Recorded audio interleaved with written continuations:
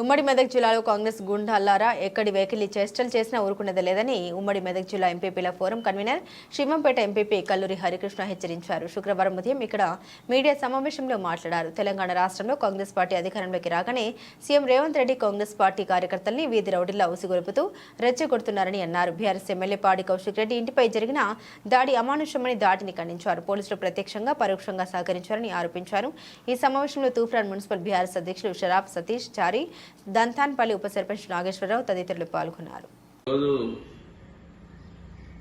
తెలంగాణ రాష్ట్ర ప్రభుత్వం రేవంత్ రెడ్డి గారు ముఖ్యమంత్రి అయిన తర్వాత మరి వీధి రౌడీలను కల్పించేటువంటి నాయకులు మనం చూడాల్సినటువంటి పరిస్థితి వచ్చింది.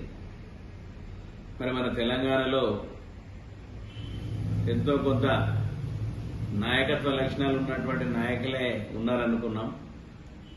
మరి ఇప్పుడు రేవంత్ రెడ్డి ప్రోత్సాహంతో ఎమ్మెల్యేలు సైతం మరి మా బీఆర్ఎస్ శాసనసభ్యుడైనటువంటి పాడి కౌశిక్ రెడ్డి ఇంటిపై వారి గుండాలతో దాడి చేయించి ప్రత్యక్షంగా మరి పోలీసులే వారికి ప్రోత్సాహానికి సహకారం ప్రత్యక్షంగా పరోక్షంగా సహకారం అందించి మరి ఈరోజు ప్రజాస్వామ్యాన్ని కూని చేసే విధంగా హైదరాబాద్ తలపిస్తూ ఉంది.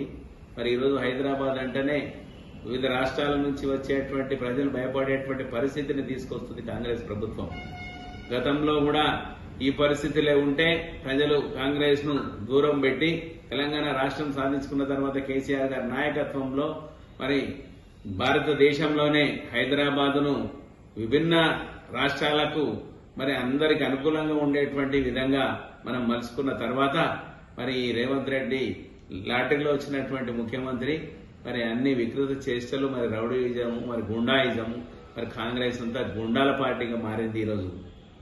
మరి అదే దాడిని మరి సిపికి ఫిర్యాదు చేయడానికి మరి పెద్దలు హరీష్ రావు గారు వెళ్తే సిపి సైతం అక్కడ అందుబాటులో లేకుండా అక్కడికి వెళ్ళినటువంటి ప్రజాప్రతినిధుల పట్ల మరి ఆయన వ్యవహరించిన తీరు చూస్తూ ఉంటే పోలీసులు కూడా వారితోని కుమ్మక్కై మరి పోలీసులు కూడా కాంగ్రెస్ పార్టీలో చేరిన వాళ్ళలాగా వ్యవహరిస్తూ ఉన్నారు. కాబట్టి ఖబర్దార్ కాంగ్రెస్ గుండాలారా, మరి ఈ రోజు హైదరాబాద్ లో జరుగుతున్న పరిస్థితే అయినా సరే మా నాయకుడు అక్కడనే ఉండి మరి కేసు నమోదు చేసేంత వరకు కూడా నేను ఇక్కడికి కదలనని చెప్పేసి మాలో అందరికీ కూడా ధైర్యాన్ని నింపి చిన్న కార్యకర్త నుంచి పెద్ద నాయకుల వరకు కూడా ధైర్యాన్ని నింపినటువంటి నాయకుడు హరీష్ రావు గారు. కాబట్టి మరి మొన్నటి హరీష్ రావు గారి కార్యాలయం మీద దాడి గాని మరి అక్కడ ఏదైతే ఖమ్మంలో మరి ఎమ్మెల్యేల మీద దాడి గాని మరి ఈరోజు కౌశిక్ రెడ్డి మీద దాడి గాని మాకు ఈరోజు నేర్పిస్తున్నటువంటి రాజకీయం